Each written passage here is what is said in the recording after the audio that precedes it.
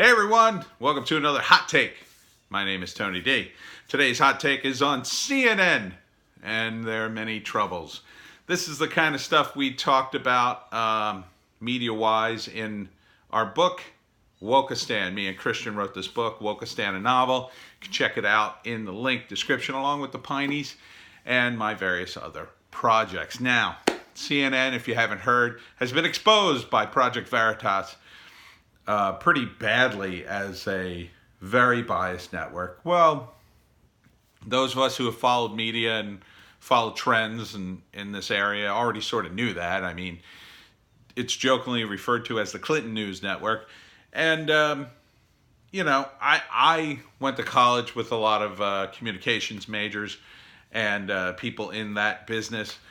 And for the most part, they're pretty liberal. Politics is the kind of thing that you don't want it to come between you and your job.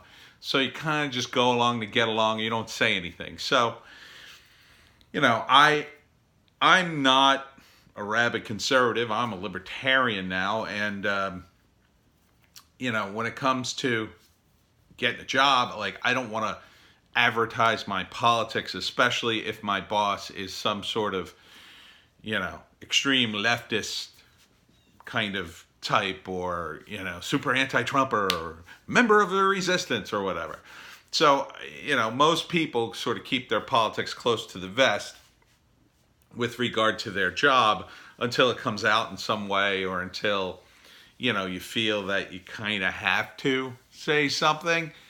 And it's a lot different in the world of news and entertainment because you have all this reach. And so your politics shouldn't be important because the thinking behind CNN and other news organizations is, well, we're in the business of news. We're not advocating for one side or another. That pretty much has gone out the window, especially after this expose. If you had any doubts, or if you think, well, CNN's not that bad, watch the expose. Link in the description if I remember. And, they've just gone too far. Now, I understand that most people are going to be liberal in the media, and there'll be some inherent bias in that, but it's not, it didn't break the bank back in the 80s or even the 90s. Now it's so partisan and so bad that you have essentially people being hired because they're activists. This isn't just at CNN. This is places like the New York Times and other left-leaning sources. And it's so bad that people are willing to put up with bad behavior from these people because they're willing to write such extreme political things and take such extreme political stances because they get the clicks, and clicks are money. In CNN's case, you have only to look at another sort of regular news source. One of my news sources is Antiwar.com. Now, you may say, oh my God, Antiwar.com, obviously they're very anti-war. Yes, they are, but they're mainly an aggregate site. And they have a news section and they have opinion sections. And, so it's pretty clear that their news section is just news. They're just articles about things related to war. But war is pretty important, and you would think that, for instance, the three headlines at antiwar.com today are this shaky northern Syria ceasefire and whether or not it's holding, and it's pretty much holding, but there's some problems.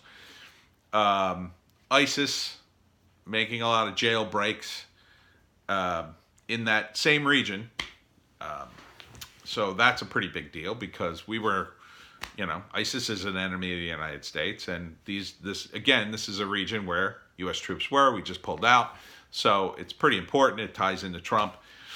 And finally, 69 people were killed in a mosque explosion in Afghanistan, which is a pretty big number and pretty horrific by any standard. Now, these are the top stories on the antiwar.com site.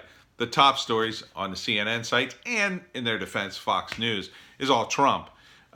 Fox isn't quite all Trump. There's some other stuff in there too, but CNN is just Trump, Trump, Trump all day long.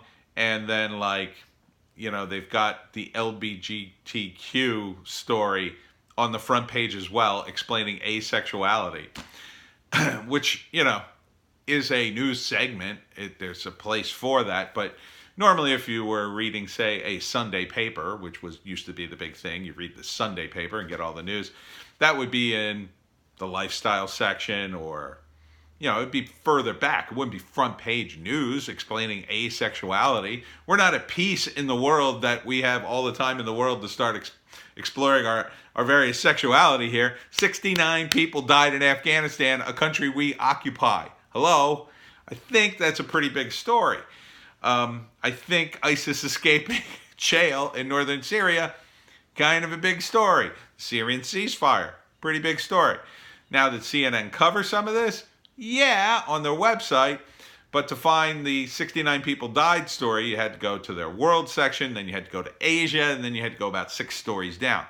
So it's not super important, not as important as apparently explaining asexuality, or, having 5 or 6 articles about how the latest revelations are going to put Trump in impeachment.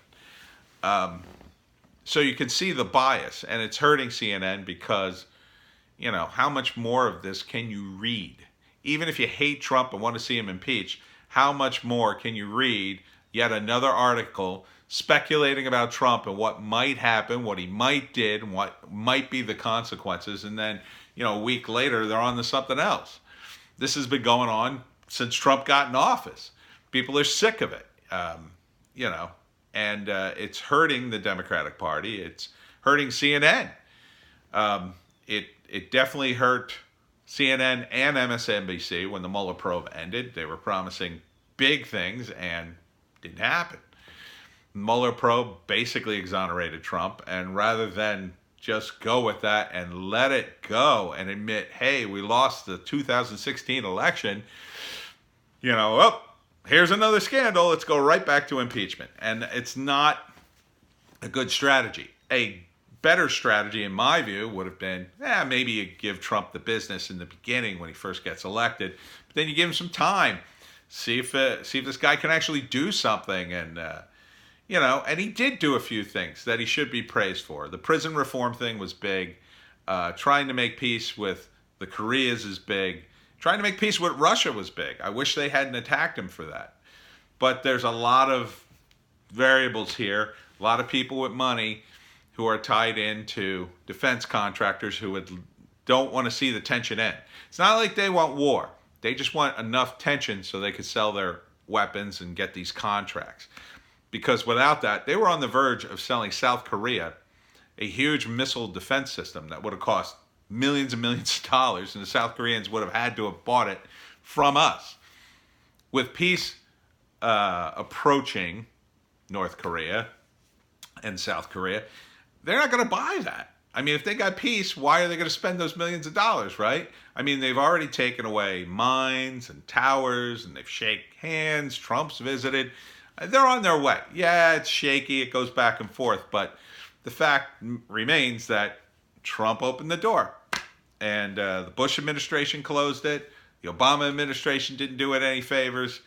So you have to give the guy a little credit. And unfortunately, these news organizations are very partisan now, and they won't. And it hurts their credibility. It hurts the country. I remember when Obama was in office and CNN was crying, oh, you can't criticize him. It's only his first 100 days. And I was like, well, that seems like a long period to give him, but okay, I could see, give the guy a few months to get settled and figure it out. Then 4 days in, he drone bombs an apartment building in Pakistan, of all places, and kills a bunch of people. They said it was militants. Turned out it was women, children, and elderly people who were not militants. So, yeah, you shouldn't give the president that much latitude, but I think, a continual investigation, a continual hammering of Trump bad, orange man bad, as they say on the internet, doesn't do anyone any good. And CNN's going to pay the price. Now Trump's suing them. He's suing them not for defamation, which would be like impossible to prove for him. He's suing them for false advertising. So that's going to be interesting. I kind of think it's not going to work, but it's a pushback on their relentless attacks on him, and it's going to tie up them, and it's going to make it difficult for them to report on that and on Trump to some extent. So the bottom line is, CNN is pretty much done. I mean, credibility as a news organization relies on reporting things that are true, things that pan out, and this is why their ratings just keep going down, down, down, down, down. They're fortunate that in some ways they're the only game in town, because you got Fox on the right, MSNBC on the left, and CNN's supposed to be on the middle. But they're not. So where's the middle ground here? It's certainly not network news. It's barely news over there. You really got to find it on the internet. That's what I do. And there are plenty of sources. And then, you find something, you read something, you hear something on the internet, and then you have to sort of double check it yourself. It's the only way. I got burned a couple of times reading a story, and I didn't check it, and I was like, oh, this is terrible, and somebody should do something. And then later it was like, ooh, that wasn't true. So, but, I'm not a news reporter. I'm just some guy. I have, a degree in communications. I went to school with a lot of people who went into news, and, they're very liberal people, but they wanted to report news, a lot of them. Some of them didn't. Some of them wanted to, were more concerned with their hair or their fancy adjectives to describe things and their ratings. You could see that even in the 80s, but, we need news. And if it's not going to be on CNN or Fox or MSNBC, people will just leave them. At least Fox, for all their faults, and they're very partisan, they're entertaining. And they're entertaining news as opposed to infotainment. Fox covers stuff because of their agenda, but they do cover it. MSNBC is so dreary over there. If you watch it, everything's so bad because that's kind of the political ideology. America bad, I guess. So CNN, pretty much done. I wouldn't watch it. I don't. Not anymore. I catch it once in a while if I'm in an airport or, some place that has CNN on, but it's a joke. I mean, to me, I can't rely on that, especially now after all the news reports that have been debunked and exaggerated, and it's mostly opinion. And I can get an opinion anywhere. I get an opinion off of YouTube, and it's fine. It's more entertaining. I watch like Sticks and Hammer and Tim Pool and those guys on the internet, and those guys know, they dig through things and read it and process it, and then I hear it, and I'm just like, oh, that makes sense to me. And if 3 or 4 of them are on the same page, like, okay.